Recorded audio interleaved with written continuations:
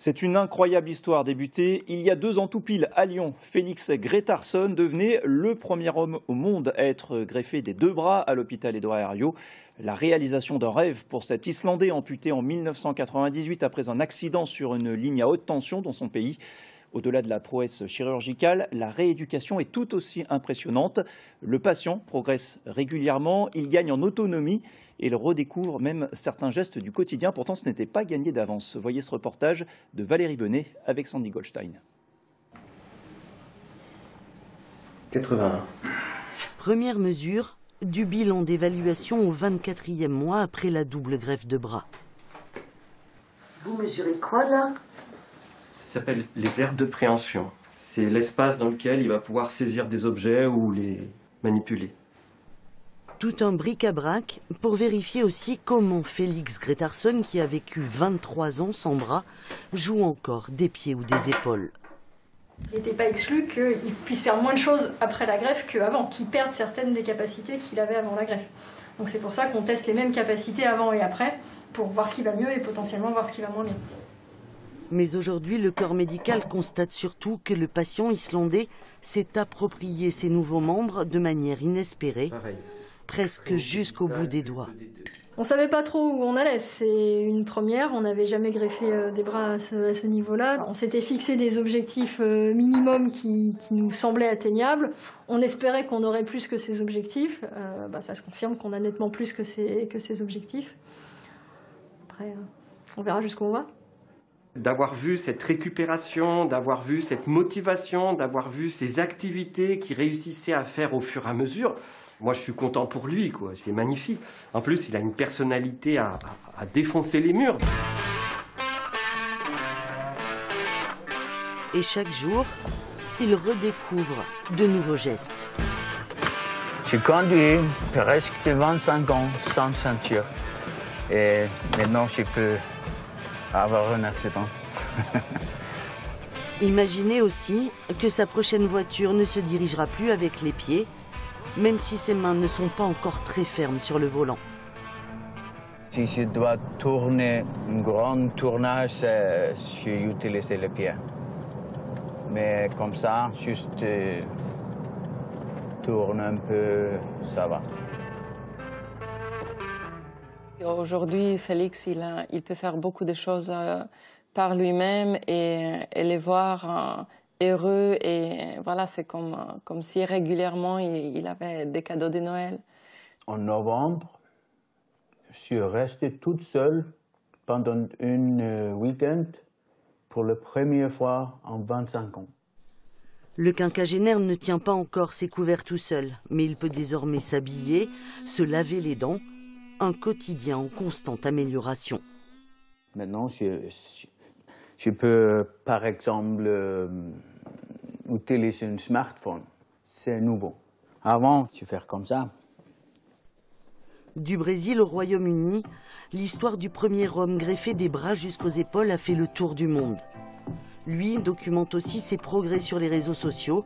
Il donne de l'espoir à d'autres, sans cacher toutefois que c'est un parcours de combattant. C'est difficile, c'est beaucoup de douleur, mais pour quelqu'un comme moi, it's worth it. Ça vaut le coup. Oui. C'est pour cela qu'il suit la rééducation avec application.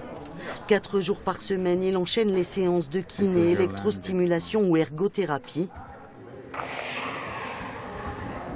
Le dernier.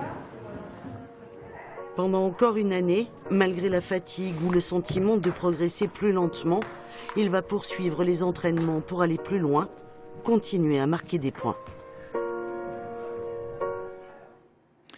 Bonsoir, Aram Gazarian. Vous êtes chef de service de la chirurgie de la main aux Hospices civils de Lyon. Vous étiez responsable médical de l'intervention sur Félix Grétarsson il y a 2 ans maintenant à Lyon.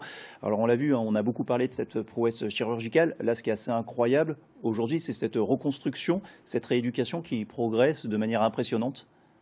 Qui va au-delà de nos espérances en termes de résultats qu'il présente actuellement. Grâce à quoi ? Grâce aux personnes et en premier lieu au patient lui-même et grâce aux structures qui ont permis cela. Félix Grétarsson est un patient particulier, extrêmement déterminé, et ça joue énormément dans les résultats à attendre. C'est grâce aussi à toutes les personnes qui s'en sont occupées et que je représente ici, puisque j'ai le privilège de m'occuper de la partie chirurgicale de cette opération.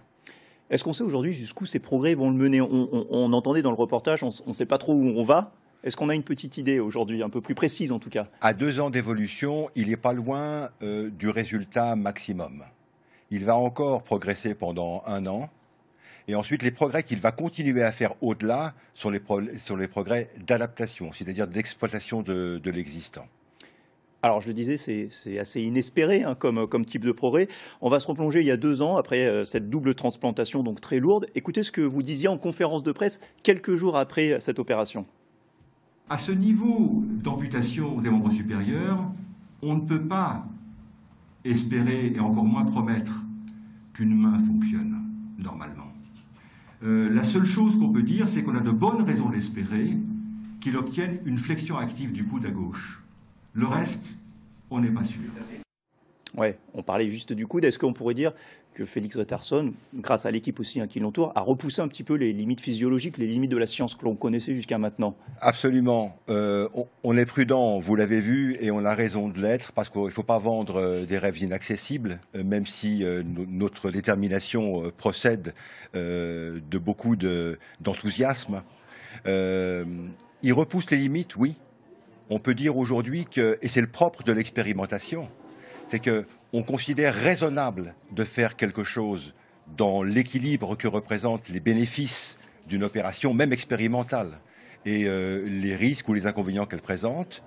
Et le résultat obtenu, qui est un résultat incertain par définition, parce qu'il est expérimental, est susceptible, et c'est le cas ici, de repousser les limites de l'indication. Ça veut dire qu'aujourd'hui, si un patient vient nous voir dans la même situation que M. Grétarsson, sans avoir la situation de prendre déjà les traitements immunosuppresseurs, on prendra le risque avec lui si on juge qu'il est éligible. C'est en cela qu'on peut dire qu'il y a un avant et un après Félix Grétarsson. Vous me disiez, quand on en discutait, on a commencé par lui dire non à Félix Grétarsson. Très certainement.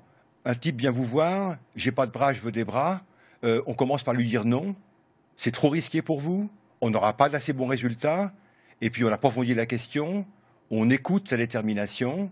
Il nous dit, j'ai déjà un traitement anti-rejet, donc le côté risque est très allégé, et on fait l'opération. Et là, la balance bénéfice-risque penche du côté bénéfice, et vous partez sur cette opération. Ce que vous disiez aussi, c'est qu'il y a un contrat très fort avec ce patient, et tout de suite, il s'est engagé, sa volonté de retrouver ses bras était dominante, quitte à risquer l'amputation. Exactement. Vous dites un mot très juste, c'est celui du contrat, qui devient avec l'équipe soignante une alliance, qui repose sur la confiance, et la confiance repose sur l'information. Le risque d'amputation rentre dans l'information. C'est toujours le cas pour Félix Grétarsson. Jusqu'au bout de sa vie, il aura ce risque. Sa vie. Félix est greffé du foie, il est maintenant greffé des bras. Il peut, par le phénomène de rejet chronique, perdre et l'un et l'autre. C'est le concept de greffe d'un bout de chemin et des mains d'un bout de chemin. C'est un risque qu'il faut considérer, même si aujourd'hui, notre plus ancien greffé des mains, Denis Châtelier, est à sa 23e année. Juste un mot très rapidement, un mot sur les donneurs, puisque là, ce n'est pas un organe vital, mais vous disiez, voilà, c'est un organe qui redonne la vie.